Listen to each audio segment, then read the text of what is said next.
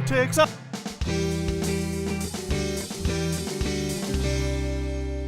Welcome to the Morning Ramble. And if that pissed you off, you're not alone. I'm just confused. Oh, and I'm Matt. That's Eric. And confused. No. Anyway, Yeah. so... What was that? What? What was that? That was the beginning to Sweet Victory from SpongeBob. That's right. Why are we talking about SpongeBob? Well... What possibly could be the reason for us bringing up SpongeBob? Well, there was like a... I don't know if it was written down as an actual petition. Almost everything is online now. Yeah. But there was a big thing online to be like, play that SpongeBob song at the Super Bowl. Yep, Sweet Victory. And there has been for years. Yeah. So at some point, Maroon 5, who played at this year's Super Bowl in halftime, was like, yeah, it'll be there. It'll be there. But they only did the first part, and then it switched to a rap song. Yeah, the Trevor Scott, or whatever his name the guy was. I don't know. I don't know. I don't listen to rap. But, as you can tell. But it was playing, and then there were... I mean, I know myself, I was like, come on. Yeah. Really? Well, I think the downfall is that, like, they pretended to do it, and then they just didn't. Yeah. You know? Like, even if they would have started off the show with, like, Sweet Victory and then went into their riff, people would have still been happy. But, like, couldn't the NFL just throw them a bone? Couldn't they just do it? Like, yeah. If they were going to do that, just don't do anything, you know? I mean, later on earlier this week, we had an NHL team actually do the whole thing. I think I saw that. The video, it was in Texas or something, or I don't know where it was. I don't remember where it was, but we had that happen. If you want me and Eric to do a full cover version of that song, let us know in the comments. If we have even one comment on this video, regardless of whether it is about that, we'll do it. If anyone likes this video, we will do it. Besides me. It has to be besides one of us. So also, how did you enjoy the Super Bowl? I wasn't here for the Super Bowl, so I don't know. It was the snooze bowl. It was boring. It was awful. I remember, what was it, last year, the Super Bowl started out very boring. Yeah. The whole first half was just like, well, it ended with like 41 to like 38 or something. Yeah, and then like the second half was nuts. So I was thinking about leaving halfway through, and then I was like, nah, it's got to pick up. It's got to pick up. It didn't. Well, like, here's the thing. We had two great defensive play. Like, the defenses were obviously doing really well because no one was scoring. I saw a couple ESPN journalists, like, criticizing everyone, like, don't watch the Super Bowl if you think it was terrible or something like that. And I'm just like, that's a stupid argument, because the one thing that I pointed out was, like, for anyone who watches the NFL and follows, football this past season, we had the number one running back on the Rams benched. He was suited up. Whoa, what was that? He was suited up, but he was benched. I think because of an injury, but, like, why'd they even have him dress if he only played, like, 3 plays? And then we had the number one scoring offense, the Rams, only score 3 points all game, and then the supposedly GOAT of all quarterbacks, Tom Brady, can't even finish a drive. Right. I saw more punters than I saw running backs and completed passes. Like, it was ridiculous. There was a lot of punt in that game. Those kickers really made their money. And that's the thing. How was that that first missed field goal? Oh, it was terrible because Gostkowski never misses, and the fact that he missed a 46 was crazy. And I think that just set the tone for the rest. It's just because it wasn't even like big defensive plays like interceptions and fumbles that did the turnovers. It was just punt after punt after punt after punt. You guys can really tell this is Eric's element. Yeah. Like, he's a big sport guy. No, I'm a big NFL guy. I don't watch any. He loves golf. He loves watching golf on television. If you think we're going to talk about March Madness next month, you are wrong, because I do not pay attention. Okay. Anyway, now for some memes. Did you see the meme? And I'll throw it up. Adam Levine with his shirt off, and then some fat guy in Illinois wrote Illinois with a Sharpie on his stomach. That was pretty He good. took a photo. They also did did one about the guy from The Office. Oh, Michael Scott. Yeah, that was good. Yeah, it said Scranton, and it had like World's Best Boss. And also, here's a picture of what Eric looks like without eyebrows. That's terrifying. I wasn't going to show that, but all right. Now you're going to, because I had to deal with it. All right. I actually thought you shaved your eyebrows for a second. A couple people did. I made a joke. I just said I'm shaving my toxic masculinity, and some people didn't get it. Some people were like, what does shaving your eyebrows have to do with toxic masculinity? I'm like, it's a joke, 1. 2, I don't believe in toxic masculinity, and 3, I'm not going to shave my eyebrows. As you can tell. It was pretty nuts. Yeah. But I was like, no, he just photoshopped that. Okay. Yeah. If you look closely, you'll see the brush. Yeah, I could. I had to I look didn't do close to a see the super blur. good job, but it was, as scrolling, it caught your eye. Honestly, you looked like the starting screen of character creation in video games. Yeah. Yeah, like everything's bald. And it's like, pick your hair. It's like, pick hair. Pick eyebrows. It's like, oh, jeez, he's a nightmare. Yeah. Anyway, that's funny. Sorry about that. No, that's fine. Let's go on. No, this is something I found from I think from Free Beer and Hot Wings. I guess they posted this, but it was just something stupid. It just says you can keep only 3. You can only keep 3, and you have to choose from this list. So I threw the list up here. So Matt, what 3 do you think you'd pick? Because I thought about this beforehand, and I picked the 3 already. Cheese, bread, and books. That is the opposite of everything I would pick. I picked coffee, tacos, and Netflix. Yeah, Netflix has gone way downhill for me. Recently. I still have it and I still pay for it, but I don't really use it very often. Now, if they would replace Netflix with streaming videos, without YouTube, I would be very bored. But like I have a cat and I love that cat, but I love cheese more. Yeah. And bread makes up quite a bit of my diet. And I love books. So. Well, cake kind of threw me a curveball because I don't care so much about cake, but I do like cheesecake. So would that fall into the cake? I believe that cheesecake is actually in the pie category. I feel like even though the word cake's in it, I would put it underneath pie. So that's why I said I don't care about cake because I can still have lots of pie. Yeah. So there we go. Anyway, we've learned a lot. Now we know. All right.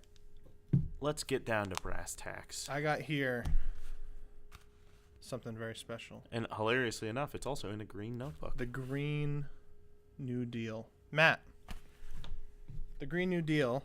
Oh, we're also doing a little experiment here. Mm-hmm. Eric read through the entire thing. Okay. Yeah. I only have information that I got from online. Let's see how much surprises me. Okay. I'm not going to read. So the Green New Deal, I'm going to throw every page on as I'm talking, so you can follow along if you want, but I'm not going to read it verbatim because no one will watch it.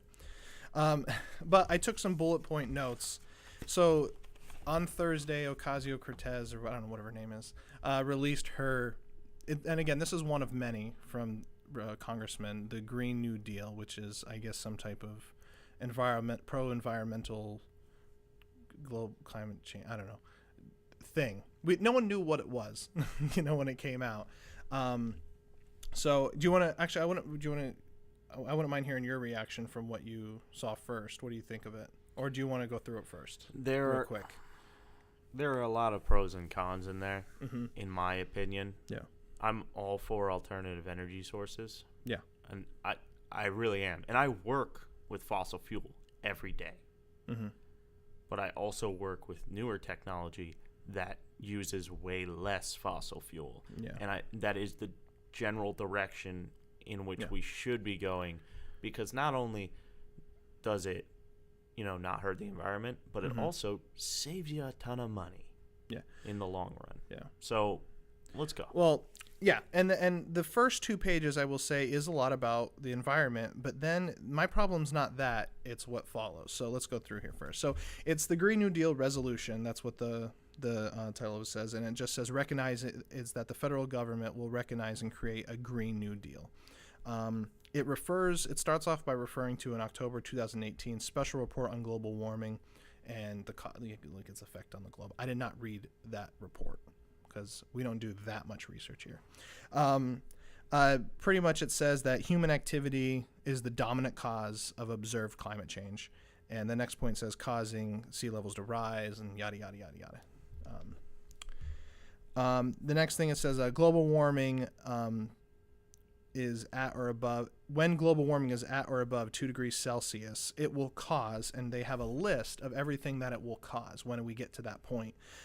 Mass migration from the affected areas, more than $500 billion in annual economic money lost by 2100, I guess. Okay. So they're saying that we're going to lose that much money every year by that time. so in 80 years.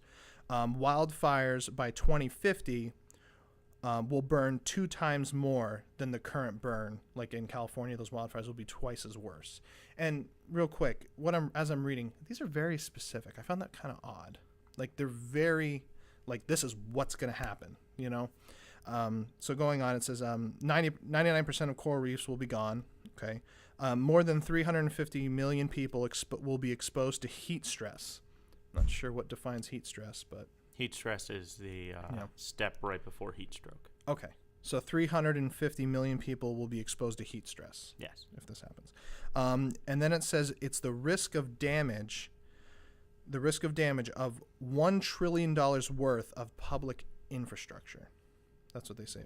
So the global temperature must be kept below 1.5 degrees Celsius. And then they have some goals. So on this page, it has some goals here. It says global reductions in greenhouse gas emissions, 40 to 60% by 2030. Okay, so I want to stop here because you'll see why. This is the bulk of it. That's a good goal. I don't know. It seems a little hard, but I think with human intuition, anything's possible. And I'm not against renewable energy. We have a lot of steps to take. It's just me personally, I'm not against like natural gas and stuff like that. It burns a little bit cleaner than oil and coal. It's cheap and it's easy obtainable in the U.S. So I don't know what you think of that. I've done way too much research on fracking. I work on natural gas. Yeah, I do. Mm-hmm. I work on natural gas, propane, oil. I've done some stuff with coal. I like wood fires. I'm not super into the idea of natural gas. Okay. Just because of the fracking and stuff like that. Mm-hmm. There are huge environmental factors there. But wasn't a lot of it blown out of proportion at first? At first, maybe. Like people were saying that like they were lighting their water on fire in that documentary, but someone found out that was actually like not due to the fracking. It happened beforehand. Yeah, but I don't care about stuff like that. Yeah. This is more of along the lines of people take shortcuts in every single career. Yeah. And this kind of drilling, which is happening close to people, could kill a lot of people if somebody makes a mistake, which they will. Yeah. When I think of this stuff, I don't think of it running like clockwork, which is what a lot of politicians tend to think. Yeah. They always are or just businessmen, like, really. Yeah, they're always just like, well, we're going to have 98% efficiency. That's not how the world works. Mm-hmm. Human error is huge, and a lot of this stuff is not automated. Yeah. Well, again, that's only one aspect. Obviously, there's lots of power sources. Solar, wind, and hydro are probably the 3 that they're looking at. I don't want to get into it, but I personally like nuclear as an option. I know that's not technically a renewable resource, but I kind of put it somewhat in that category. We are doing some incredible things with nuclear fusion technology. They are getting closer and closer to creating a stable fusion reaction. And if we get that, all for it. I'm all for it. Now, there will be waste, by the way. 40 to 60 years down the line. Yeah, there is waste that we have right now. The main problem is what do we do with that waste? But yeah, so that's the first goal, 40 to 60% reduction. And then they have the next line. They want a net zero emissions by 2050. That is where I think that's impossible. I mean, it is likely impossible. It is impossible. I mean, you're talking cars. You're not even talking about power plants. We're talking cars. We're talking people's personal houses, coal, oil. Is everyone going to have solar panels on their house? I mean, I would love that. That's kind of cool, but it's just not plausible, but that's what it says here. And then it goes into the next part here that the U.S. has been disproportionately responsible for emitting 20% of the global gases. I don't really see why it has to state that. I don't think that's the most. I'm pretty sure China's the leader in greenhouse gases. Is India, it not? actually. India, okay. Now, I think. Yeah. So that's pretty much the bulk of the green part of this deal. it then takes a very sharp right turn and goes into a place where I'm confused. So I'd love to read you some of the bullet points I have. Starting in page 3, it just says the U.S. is experiencing several related crises. So crises, and then it lists all these crises, and it says it's related to what we just talked about. The life expectancy is on the decline for humans. Not a bad thing. Is that even true? I don't know if that's even true. The life expectancy? I mean, modern medicine is amazing. Wage stagnation, and then it goes on to say that it has been stagnant since the 1970s. I don't know if that's true either. I didn't fact check. I just listed bullet points. If you're talking about percentages, then maybe. Maybe. I'd say, I mean, my first job, I earned $5 an hour. I make more than that now. It has the U.S. has the third worst socioeconomic mobility in the developed world. So I guess just public transportation. I can see that. I mean, but we're also socioeconomic mobility. Yeah. That means coming from one tax bracket to another. Okay. And I can see that. I can see that being a thing. Okay. Erosion of earning power for workers. So that's a brief. Pretty much what they were saying is that the workers, like unions, are falling, and people like workers don't have a lot of power anymore against their companies that they're working for, I guess. Inadequate resources for the public sector, and greatest income inequality since the 1920s. I don't know about that. A large racial wealth divide in black and white families, and then it lists some statistics like 20%, something different. And then gender earnings gap, women make 80% of men, which that's another podcast I feel we should talk about, but it lists it. If you're a woman and you want to be on this podcast, hit us up. I would love. Sure. We're going to need help with that. I don't think so. All right, moving on. Page 4. Climate change has exacerbated systemic racial injustices. Now we're starting to get into fairyland. I don't know where we are now. So climate change, it says it in the document, climate change has exacerbated systemic racial injustices. It is a direct threat to national security. And then it goes into the World War II. So it says after World War II, the New Deal left out vulnerable communities. And I didn't really understand what they were saying there. Because then afterwards it says that the New Deal also created the strongest middle class known in modern society or something like that. So I don't know what communities it's talking about that they left them vulnerable, if it also helped the country. It's very weird that they're stating these things in this. And then it says that House of Representatives will recognize that the new national socio-economic mobilization, this New Deal will be the greatest seen since the New Deal after World War II. And then it lists, what it wants to do, like it wants higher paying jobs, prosperity, and then it wants to counteract systemic injustices. Something I want to break in with here. Yeah, go ahead. A lot of times when I see posts about the minimum wage, oftentimes I see, well, these guys shouldn't be making $15 an hour. Yeah. A nurse makes $15 an hour. Yeah. When you look at the amount of net profit that the healthcare system has, should a nurse be making $15 an hour? No, they should be making higher than that because they are the baseline absolutely of what keeps that society going. I think that what a lot of people don't understand is, and this includes politicians who are making a lot of these minimum wage bills, is that if you up the bottom line, the rest of the lines should get pushed. And they do. That's how it should work. Yeah. But I don't know if that's how it would work. Yeah. I guess the question is where should that bottom line be drawn and for what positions? Because, I mean, honestly, some positions, like coming out of, you want there to be like those low grade jobs for people who are in college and, maybe kids who are working in high school and stuff like that. But if you start adding a lot of these and what they're about to list here, these types of regulations that companies must have in order to employ someone, there's not going to be there. Companies are going to find different ways to replace that, because what this Green Deal starts to list is requirements that every worker must have in a position, and because I want to continue this, but pretty much what it says after that is it starts to repeat itself for like 3 or 4 pages. Like it just repeats everything we just went over and kind of explains a little bit more. So that's why I skipped a lot of it. They want a goal of net zero greenhouse gases. They start repeating themselves, and then they start talking about infrastructure and repairing it. And we're going to jump down to those wages at the very bottom because they address it one more time before this goes.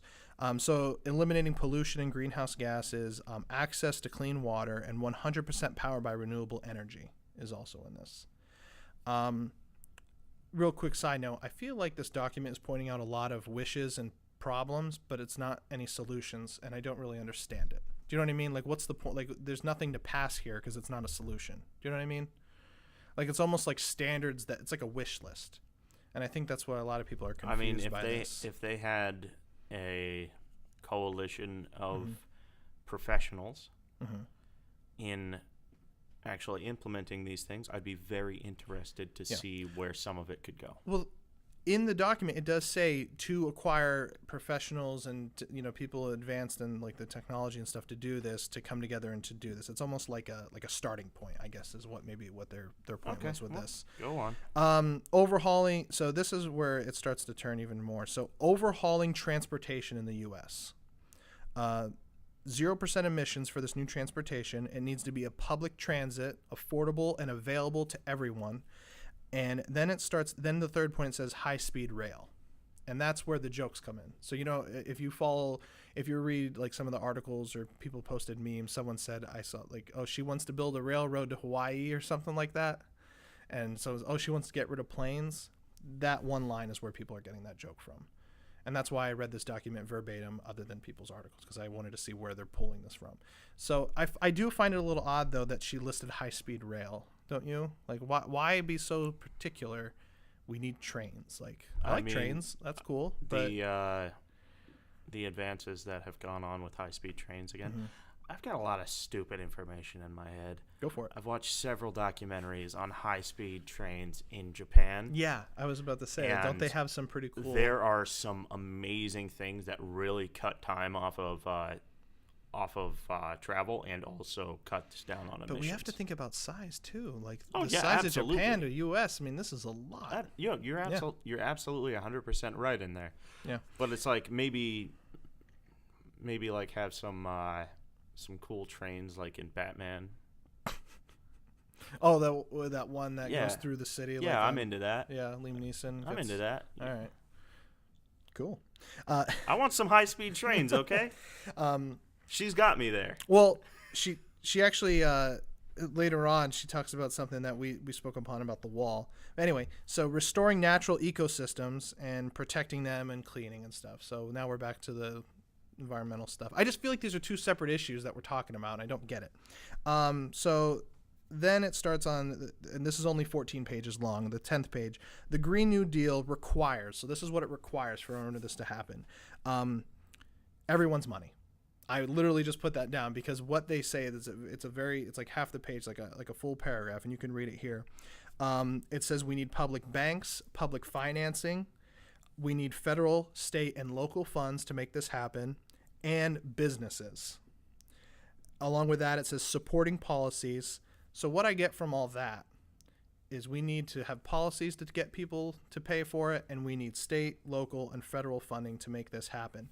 How I interpret that is we need a lot of federal regulations to make this happen. Like it's a lot of forcing hand, I guess. And I don't mean to sound so down on it, but what do you think? Like those words that really popped out at me, and it's like I understand we all need to come together behind a good cause to make it happen.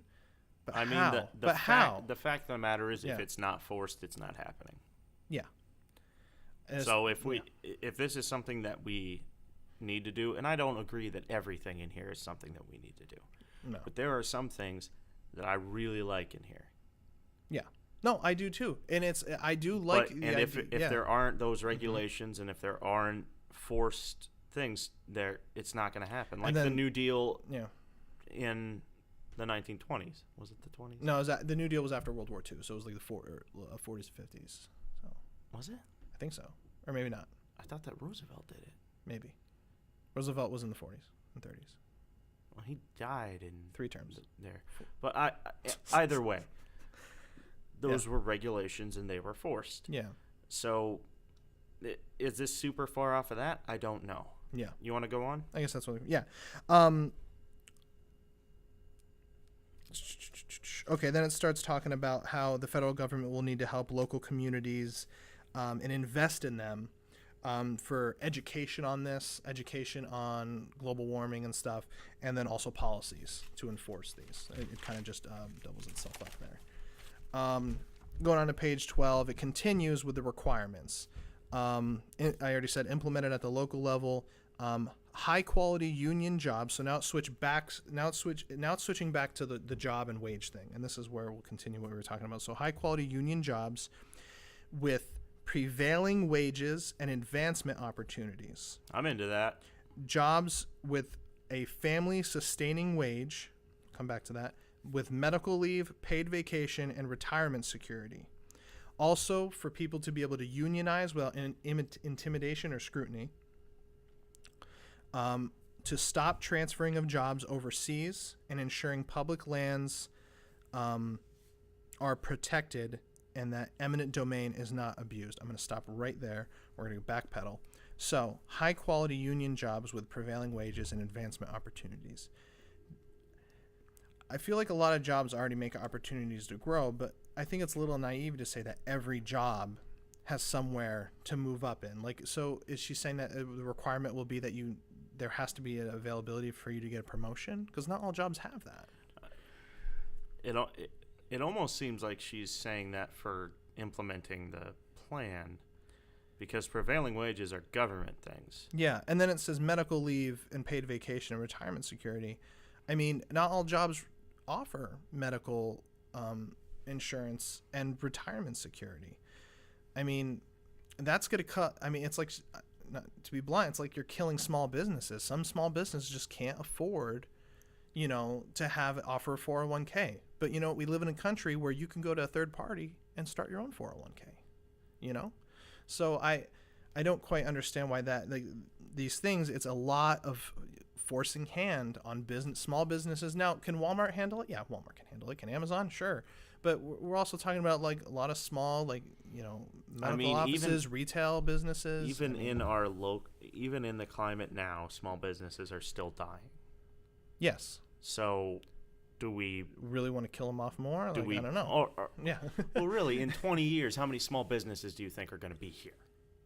I mean, I still think there will be. There will be some, but obviously retail is going to be the one that loses the most. But retail, when people think of small business, they think of retail and I think the food industry. But there's more than just that. There's also small medical office, dental. Yeah, and there's stuff like that. My type of jobs and stuff like that. But with my type of jobs, you can charge a certain amount that can cover that stuff. With other things, you just can't, because some of them are just easier to get. Yeah. Like, how many clock shops existed 30 years ago? Yeah. To fix watches, I know. Fix clocks. Yeah. Now you go to Walmart and you buy a digital clock. Obviously, yeah. And then I would say that a lot of that was replaced with, a lot of people now, like you see a lot of small businesses like, oh, we'll repair your screen on your iPhone. You know what I mean? Like, I feel like one thing was replaced by another. Obviously, we don't see any VCR repairman. I see a lot of small businesses dying just because they won't adapt. Yeah. Now, granted, if you're a bait and tackle place, say, and then all of a sudden they're like, oh, now we got the Amazon rod.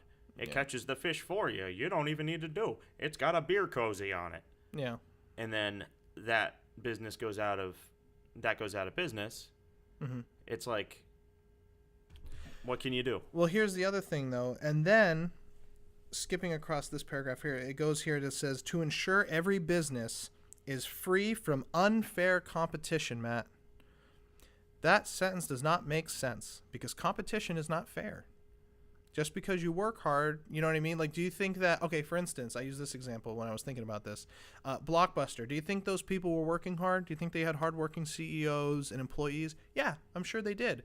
And then when Netflix came along, they said, hey, we're going to offer streaming. And Blockbuster literally laughed in their face and say, that's stupid. And what happened? And then they got stumped. And then Blockbuster was actually offered the ability to buy Netflix. Mm-hmm. And they didn't. They didn't. And then we saw that when Redbox came out, they started having little Blockbuster things, but it was too late. You know, so that I don't understand why that's even there. Ensuring every business is free from unfair competition, other than having laws against monopolies on a thing. There's really nothing else that we can do other than the market. The market will decide who, you know, where it goes. And I feel like that line is unnecessary, because what's going to kill businesses, smaller businesses, is going to be these other regulations that are put into place. I'm not saying that they should, like, you know, they can pay people like for a couple bucks for a job that, you know, is worth more, but I feel like there's already a lot of fair paying with, you know, in place. I don't know. I'm not saying you could support a family on a sandwich maker at Subway, but should you be able to? Well, this is kind of the weird thing. Yeah. Where it's like, if a person works the same amount of hours as I do. Yeah. And let's disregard hardworking versus not hardworking, because there are some people who can go out and swing a pickaxe all day. Yeah, no, yeah, physical. Yeah, and they wouldn't be able to make a sandwich at Subway. Yeah, no, and yeah. So it's like, if a person works 40 hours a week, 40 plus hours a week, should they be able to support a family on that? And that is where I struggle. It's not where I struggle, because my answer is no. Because there's too many factors put in place. How big's your family? What does sustaining mean? Does that mean everyone have a smartphone? Does that mean you have satellite or cable? How about internet? Is that a requirement? In this day and age, yes. I would say yes, it is. I think internet is a utility, but technically it is not right now. Oh, I don't care what they say. No, I know, but also, and then sustaining. I mean, and then the matter of the fact is like, are you a family of 2 or are you a family of 8? Do you have a wife? Do you have a husband? You know, how many kids do you got? There's too many factors put in place. I don't think that it is a human right where I work 40 hours a week, therefore my wife and kids don't have to work and I can pay for everything I have right now. Because the standard of living has changed so much in the last 20 years. I mean, I have internet, I have cell phones, I have TVs, you know what I mean, cars, you know, and it takes money to pay for that. And I don't know where that 40 hours must cover everything that you want. No, it's not a guarantee in life. And that's where I fall. You know, is it unfair sometimes? Yeah, it is, but you know, that's just how it works.